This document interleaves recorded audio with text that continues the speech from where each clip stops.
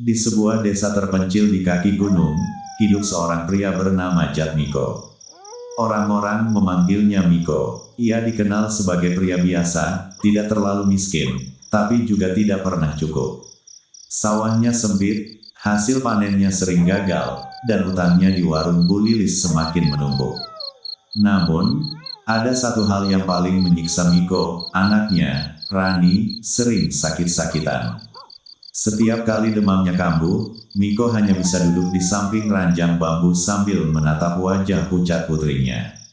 Suatu malam, setelah Rani kembali mengigau karena panas tinggi, Miko duduk di teras rumahnya. Hujan rintik-rintik, dan suara jangkrik terasa lebih sunyi dari biasanya. Kalau mau kaya, ada caranya. Suara itu muncul tiba-tiba. Miko menoleh. Di ujung jalan, berdiri seorang pria tua berjubah hitam. Wajahnya sulit terlihat, tertutup bayangan. "Siapa kamu?" tanya Miko waspada. Orang itu mendekat perlahan. Langkahnya ringan, hampir tak bersuara. "Orang yang bisa bantu kamu keluar dari kesusahan." Miko terdiam. Ia tahu cerita seperti ini. Tentang pesugihan. Tentang harga yang harus dibayar. "Apa maunya?" tanyanya akhirnya. Pria itu tersenyum tipis. "Pelihara tuyul." Angin malam tiba-tiba terasa dingin menusuk. "Tidak gratis, tentu saja. Tapi hasilnya, kamu tidak akan kekurangan uang lagi." Miko menelan ludah. Ia melihat ke dalam rumah, ke arah kamar tempat Rani tidur.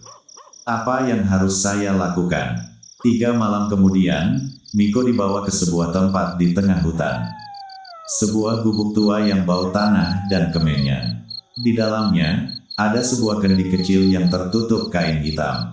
"Ini dia," kata pria tua itu. "Tuyulmu." Miko ragu. "Ini, isinya apa?" "Anak kecil yang tidak pernah lahir ke dunia." Miko merinding.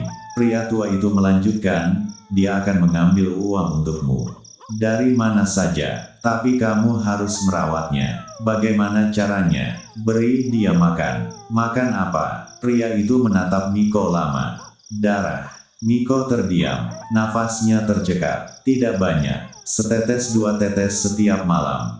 "Dari tubuhmu." Miko menggenggam tangannya. Dalam kepalanya hanya ada satu bayangan, Rani yang sakit. Akhirnya ia mengangguk. Sejak malam itu, hidup Miko berubah. Uang mulai datang entah dari mana. Dompetnya selalu terisi. Bahkan, ia bisa melunasi semua utangnya dalam waktu singkat. Warga mulai heran. Miko sekarang kaya mendadak. Jangan-jangan, ada yang aneh. Tapi Miko tidak peduli. Setiap malam, ia membuka kendi itu. Dari dalamnya keluar sosok kecil, botak, telanjang, kulitnya pucat keabu-abuan, matanya besar dan kosong. Tuyul. Makhluk itu selalu tertawa kecil setiap melihat Miko. "Bapak," katanya dengan suara tipis. Miko selalu bergidik, tapi ia tetap menyodorkan jarinya. Dengan silet kecil, ia melukai ujung jarinya dan meneteskan darah.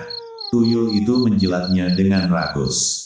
Lalu menghilang, dan keesokan paginya, uang kembali bertambah. Namun, setelah beberapa minggu, ada yang berubah. Rani semakin kurus. Awalnya Miko mengira itu karena sakitnya. Tapi tubuh anak itu seperti menyusut. Matanya cekung. Kulitnya pucat seperti kehilangan darah. "Pak, aku capek," kata Rani suatu malam. Miko memegang keningnya. Dingin. Sangat dingin. Ia mulai merasa tidak enak. Malam itu, saat ia membuka kendi, tuyul itu keluar seperti biasa. Tapi kali ini, perutnya buncit. Seperti habis makan banyak. "Kamu makan dari mana?" tanya Miko, setengah bercanda. Tuyul itu tersenyum, lalu menunjuk ke arah kamar Rani. Miko membeku. "Apa maksudmu?" Tuyul itu tertawa. Suaranya berubah, lebih dalam, lebih mengerikan. "Darah anak lebih manis, Pak." Jantung Miko seperti berhenti. "Kamu, jangan macam-macam," bentaknya panik. Tuyul itu hanya tersenyum, lalu menghilang. Miko langsung berlari ke kamar Rani. Anaknya terbaring lemah. Nafasnya pelan, terlalu pelan. di pergelangan tangannya, ada bekas luka kecil, seperti tusukan. Miko gemetar. Tidak mungkin. Sejak malam itu, Miko tidak pernah memberi darah lagi. Ia menutup kendi itu rapat-rapat, mengikatnya dengan kain dan menyimpannya di luar rumah. Cukup, aku tidak mau lagi. Namun, keputusan itu ternyata terlambat. Malam berikutnya, suara tawa terdengar dari dalam rumah. Padahal kendi itu ada di luar. Miko bangun dengan jantung berdegup kencang. Ia melihat ke arah pintu kamar Rani. Terbuka. Perlahan, ia mendekat. Di dalam kamar, tuyul itu duduk di dada Rani.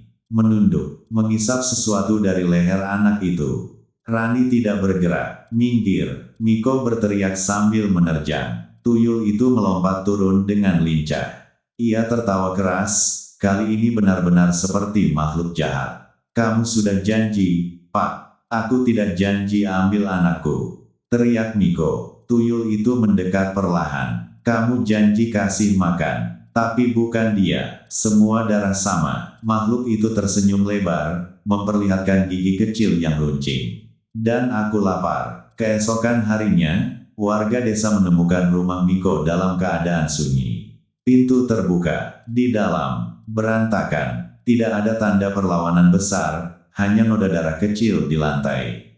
Rani ditemukan di tempat tidur. Sudah tidak bernyawa, tubuhnya kering, seperti kehabisan darah. Sedangkan Miko menghilang. Yang tersisa hanya kendi kecil di sudut rumah. Kosong. Namun, sejak saat itu, beberapa warga sering mengeluh kehilangan uang.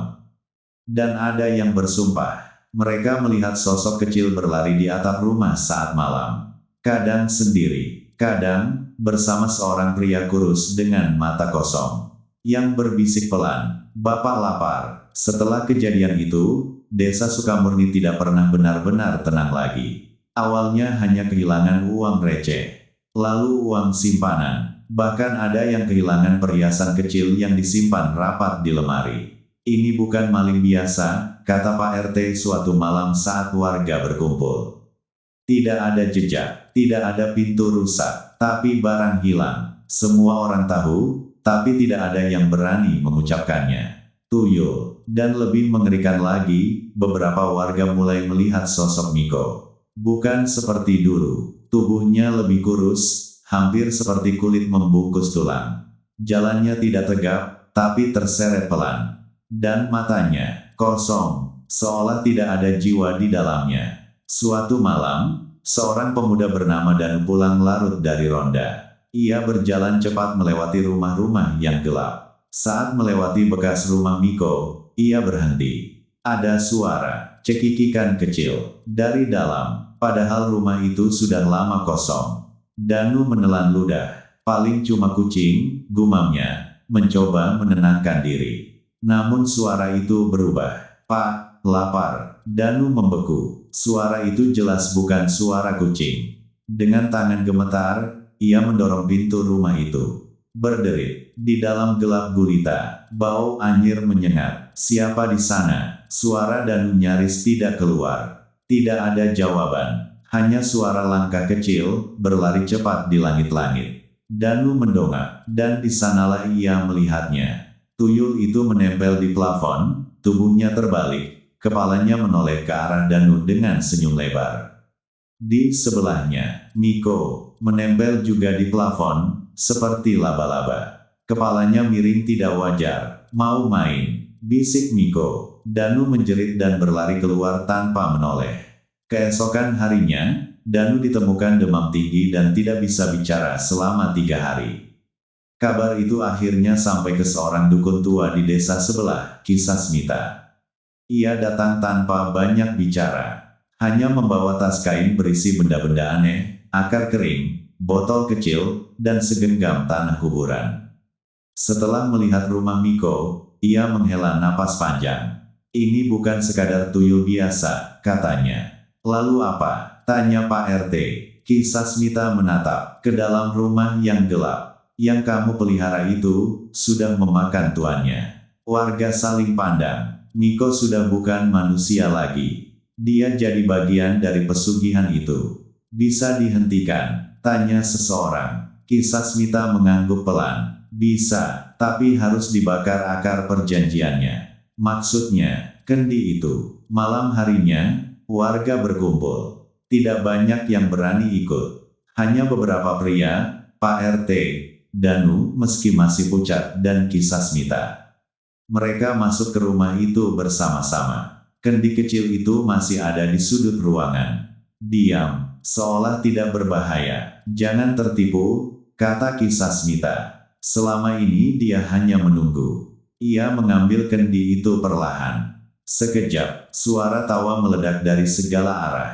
Lampu minyak padam sendiri. Gelap total. Langkah kecil berlarian mengelilingi mereka. Cepat, banyak. Dia tidak sendiri. Teriak salah satu warga. Tiba-tiba, sesuatu melompat ke punggung seorang pria. Jeritan menggema. Ambil dia, ambil dia. Suara kecil bersahut-sahutan. Kisah Smita segera menyalakan api dari korek dan menaburkan sesuatu ke tanah. Api itu membesar aneh, seperti hidup. Bawa keluar, perintahnya. Mereka berlari keluar rumah dengan panik. Namun saat sampai di halaman, Miko sudah berdiri di sana, menghalangi. Tubuhnya bengkok, kepalanya miring, dan di kedua bahunya duduk dua tuyul. Matanya menatap kosong. Itu punyaku, katanya pelan. Kisah Smita maju satu langkah. Ini harus diakhiri. Miko tersenyum. Kulit di wajahnya retak sedikit. Kalau dihancurkan, kami ikut mati. Memang itu tujuannya. Tiba-tiba Miko menjerit keras. Tuyul-tuyul di sekitarnya bermunculan, dari tanah, dari atap, dari pohon. Puluhan, serang, makhluk-makhluk kecil itu melompat. Warga panik. Namun Kisah Smita dengan cepat melempar kendi itu ke dalam api besar yang sudah ia siapkan. Kendi itu pecah. Dan seketika, semua suara berhenti. Tuyul-tuyul membeku di tempat. Termasuk Miko. Retakan di tubuhnya semakin besar. Pak, suara kecil terdengar lirih. Bukan dari tuyul. Dari dalam tubuh Miko. Suara Rani. Miko terdiam. Matanya berkedip untuk pertama kalinya. Air mata mengalir. Ri, bisiknya. Namun terlambat. Tubuhnya hancur menjadi abu. Tuyul-tuyul itu menjerit bersamaan, suara yang memekakkan telinga, lalu lenyap seperti ditelan udara. Api padam, sunyi. Sejak malam itu, desa kembali tenang. Tidak ada lagi kehilangan uang. Tidak ada lagi suara tawa di malam hari. Rumah Miko diratakan, tanahnya dibiarkan kosong. Namun, beberapa bulan kemudian, seorang warga baru membangun rumah di atas tanah itu. Ia menemukan sesuatu saat menggali pondasi. Sebuah benda kecil, kendi, retak, tapi tidak hancur sepenuhnya. Dan saat malam tiba, dari dalam tanah, terdengar lagi suara kecil. Pak, lapar. Warga baru itu bernama Arman. Ia bukan orang asli desa Sukamurni. Ia pindah dari kota, membeli tanah bekas rumah Miko dengan harga sangat murah. Baginya, itu keberuntungan. Bagi warga lama, itu kesalahan besar. Jangan dibangun di situ, bisik beberapa orang. Tapi kenapa? Tanya Arman. Tidak ada yang benar-benar menjawab. Hanya tatapan tidak enak, lalu mereka pergi. Arman menganggap itu hanya tahayul. Sampai hari ia menemukan kendi itu. Kendi kecil, retak di bagian samping, tertutup tanah lembab. Awalnya Arman ingin membuangnya, namun saat ia menyentuhnya, hangat, seolah ada sesuatu di dalam. Ia menarik tangannya, aneh. Malam itu, ia tidak bisa tidur. Bukan karena suara, tapi karena mimpi. Ia melihat seorang pria kurus, wajahnya rusak, matanya kosong, berdiri di tengah kegelapan. Di pelukannya, ada sesuatu kecil. Menggeliat, jangan ambil, bisik pria itu. Arman terbangun dengan keringat dingin. Jam menunjukkan pukul 2.47. Dan dari bawah ranjang, terdengar suara cekikikan. Hari berikutnya, Arman mulai merasa ada yang tidak beres. Uang di dompetnya berpindah tempat. Kunci sering hilang lalu muncul kembali. Dan yang paling aneh, ia mulai menemukan uang tambahan. di saku celana, di meja, bahkan di dalam sepatu. Rezeki, gumamnya, mencoba berpikir positif. Namun jauh di dalam, ada rasa takut yang tumbuh. Malamnya, suara itu kembali. Lebih dekat, Pak. Arman membeku di tempat tidur. Siapa? Tanyanya pelan. Tidak ada jawaban. Lalu, sesuatu menyentuh kakinya. Kecil, dingin. Arman menjerit dan menyalakan lampu. Kosong, tapi di lantai, ada jejak kaki kecil, basah.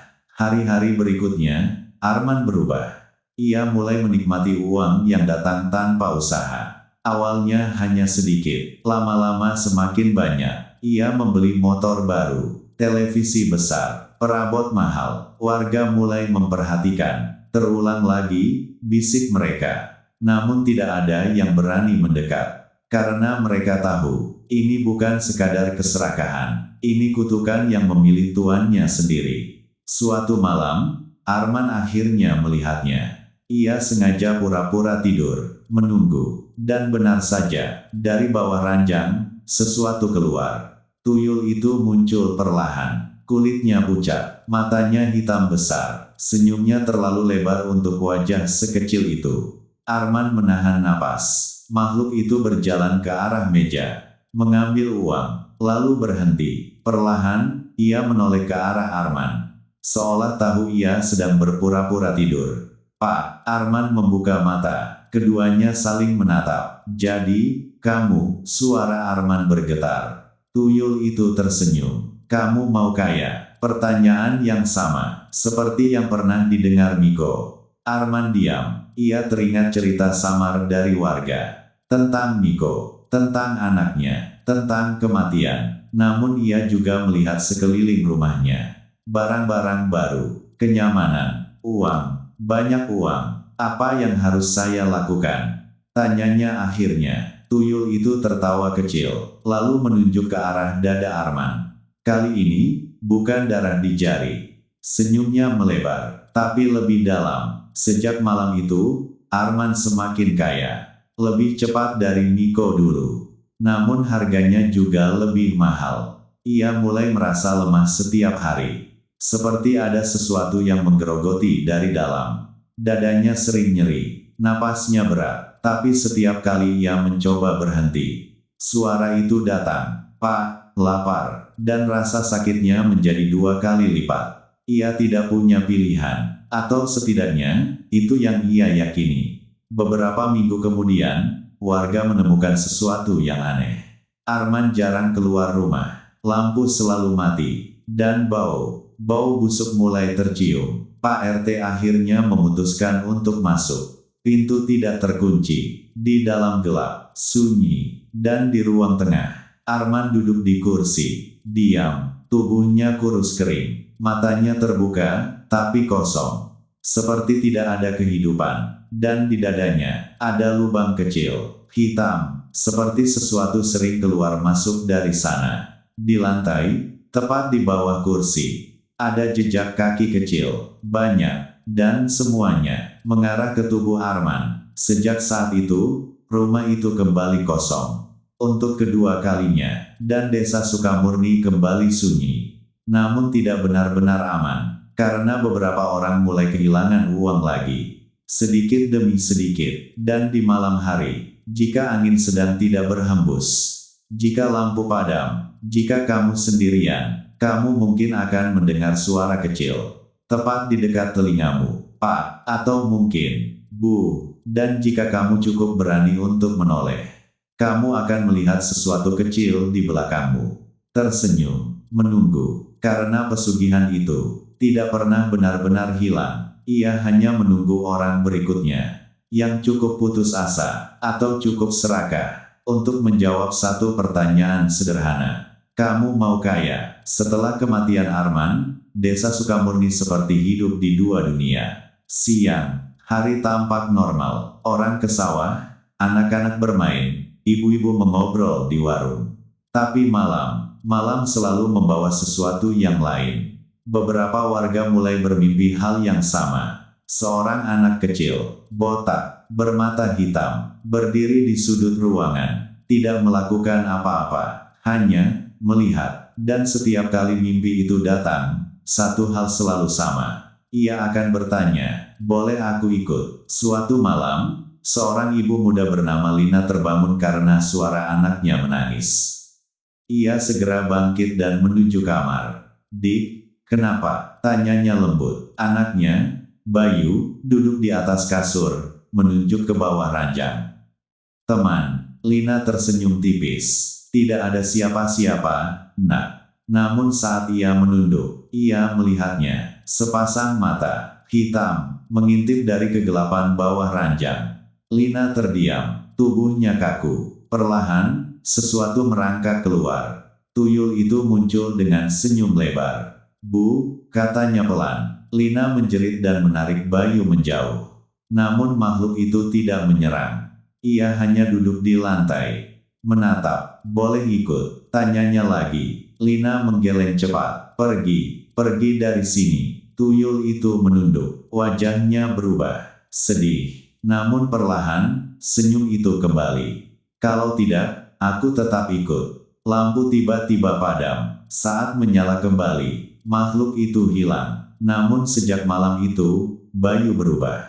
Ia sering bicara sendiri, tertawa tanpa alasan, dan kadang menyebut kata "uang" dalam tidurnya. Kabar itu menyebar. Kini warga sadar, masalahnya bukan lagi satu rumah, bukan satu kendi, tapi sesuatu yang sudah menyebar. Seperti penyakit yang memilih inangnya. Pak RT akhirnya memanggil kembali Kisah Smita. Namun kali ini, wajah dukun tua itu lebih serius. "Ini sudah tidak bisa ditangani seperti dulu," katanya. "Kenapa?" tanya warga. "Karena perjanjian awalnya sudah pecah, tapi tidak selesai." "Maksudnya?" Kisah Smita menarik napas panjang.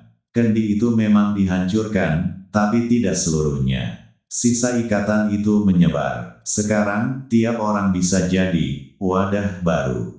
Warga mulai panik. "Jadi kita semua dalam bahaya." Kisah Smita mengangguk pelan. "Bukan semua, tapi siapapun yang membuka diri." "Membuka diri bagaimana?" Dukun tua itu menatap satu persatu wajah mereka. Dengan keinginan. Malam itu, Kisah Smita melakukan ritual di tengah desa. Api besar dinyalakan, mantra dibacakan, dan satu persatu warga diminta mendekat. "Kalau kalian pernah melihat, mendengar, atau menjawab suara itu, katakan sekarang," ujarnya. Beberapa orang maju, termasuk Lina, termasuk Danu, dan beberapa lainnya. Kisah Smita mengangguk. "Kalian sudah disentuh." Ia mengambil air dari mangkuk tanah, lalu memercikannya ke wajah mereka. Beberapa langsung pingsan, beberapa menangis, dan satu orang tertawa. Semua menoleh. Seorang pria tua bernama Karsa berdiri di pinggir kerumunan. Ia tertawa kecil, lalu semakin keras. "Sudah terlambat," katanya. Matanya hitam, senyumnya lebar. "Dia sudah banyak sekarang." Tiba-tiba tubuh Karsa jatuh ke tanah. Dan dari mulutnya, keluar satu tuyul kecil, lalu satu lagi, dan satu lagi. Warga menjerit. Makhluk-makhluk itu berlarian ke segala arah. Masuk ke rumah, masuk ke kegelapan, menghilang. Kisah Smita langsung berdiri. Wajahnya pucat. "Ini sudah tidak bisa dihentikan," bisiknya. "Kenapa?" tanya Pak RT panik. "Karena sekarang, mereka tidak butuh kendi lagi." Sejak malam itu, Desa Sukamurni benar-benar berubah. Tidak ada lagi satu sumber. Tidak ada lagi pusat. Tuyul-tuyul itu seperti hidup bebas. Mereka tidak hanya mengambil uang. Mereka memilih, menempel pada orang-orang tertentu. Orang yang lemah. Orang yang putus asa. Orang yang diam-diam berharap hidupnya berubah, tanpa usaha. Dan setiap kali seseorang dipilih, tanda-tandanya selalu sama. Mimpi tentang anak kecil, suara di malam hari, dan pertanyaan sederhana, "Boleh aku ikut?" Beberapa bulan kemudian, banyak warga pindah. Yang tersisa hanya segelintir orang. Desa itu perlahan menjadi sepi. Rumah-rumah kosong, jalanan sunyi. Namun bukan berarti tidak ada kehidupan. Karena di malam hari, dari jendela-jendela gelap, dari celah lantai, dari bawah ranjang, sering terlihat sosok kecil bergerak cepat, diam-diam, dan kadang tidak sendirian. Dan jika suatu hari kamu melewati desa itu, atau mungkin kamu tidak sengaja bermimpi tentangnya, dan kamu melihat seorang anak kecil berdiri di sudut ruanganmu, jangan jawab pertanyaannya. Apapun yang terjadi, jangan jawab, karena sekali kamu berkata, iya, kamu tidak hanya mengundang satu, tapi banyak, dan mereka tidak akan pergi. Mereka akan tinggal di rumahmu, di bayanganmu, atau di dalam dirimu, sambil berbisik pelan setiap malam. Kami lapar. Tahun-tahun berlalu, nama desa Sukamurni perlahan hilang dari peta percakapan orang-orang. Tidak ada yang mau membicarakannya lagi. Yang pernah tinggal di sana memilih diam. Bukan karena lupa, tapi karena takut mengingat. Namun sesuatu yang lain mulai terjadi. Kasus kehilangan uang kecil mulai muncul di tempat lain. Di kota, di apartemen, di rumah-rumah modern dengan pintu terkunci rapat dan kamera pengawas di setiap sudut. Tetap saja, uang hilang. Tidak banyak, tidak cukup untuk langsung disadari. Tapi cukup untuk membuat orang bertanya-tanya. Dan di beberapa tempat, ada yang melihat bayangan kecil berlari di lorong. Pintu lemari terbuka sendiri, dan suara anak kecil tertawa di rekaman CCTV. Seorang pria bernama Reza, pekerja kantoran di kota besar, menjadi salah satu yang mengalaminya. Awalnya sederhana, uang di dompetnya selalu berkurang sedikit. Ia mengira ia lupa, atau salah hitung. Namun suatu malam, saat ia lembur di rumah, ia melihat sesuatu di layar laptopnya. Kamera CCTV ruang tamu menyala, dan di sana ada sesuatu kecil bergerak. Reza mendekatkan wajah ke layar. Makhluk itu berjalan pelan, lalu berhenti tepat di depan kamera. Menatap lurus, matanya hitam, dan ia tersenyum. Reza langsung menoleh ke ruang tamu. Kosong. Saat ia melihat kembali ke layar, makhluk itu sudah tidak ada. Namun dari belakangnya, terdengar suara kecil. Pak, Reza membeku. Ia tidak berani menoleh. Boleh ikut. Suara itu lembut, hampir seperti permintaan anak kecil biasa. Namun ada sesuatu yang salah. Sangat salah. Reza menutup mata. Ia teringat cerita lama dari neneknya. Tentang makhluk kecil yang tidak boleh diajak bicara. Tentang pertanyaan yang tidak boleh dijawab. Dengan suara gemetar, ia berkata pelan. Tidak, sunyi. Tidak ada suara, tidak ada gerakan. Beberapa detik berlalu, Reza perlahan membuka mata. Ia sendirian, namun tidak semua orang seperti Reza. Tidak semua orang kuat untuk menolak. Karena di dunia nyata, masalah selalu ada, uang selalu kurang, dan harapan instan selalu menggoda. Satu persatu, tanpa mereka sadari, orang-orang mulai menjawab. Iya, ikut saja, aku mau. Dan sejak itu, mereka tidak pernah benar-benar sendirian lagi. Tidak ada lagi desa, tidak ada lagi satu tempat yang bisa dihindari. Karena sekarang, mereka ada di mana-mana, di rumah kecil, di apartemen mewah, di kamar kos, di hotel, dimanapun ada orang yang diam-diam berharap hidupnya berubah, tanpa harus berjuang. Dan mungkin, tanpa kamu sadari, malam ini juga tidak berbeda. Jika lampu kamarmu redup, jika suasana tiba-tiba terasa lebih dingin, jika ada suara kecil dari bawah ranjangmu, jangan langsung melihat, jangan menjawab, dan yang paling penting, jangan pernah merasa sendirian, karena kadang, memang benar kamu tidak sendirian. Sekarang coba perhatikan.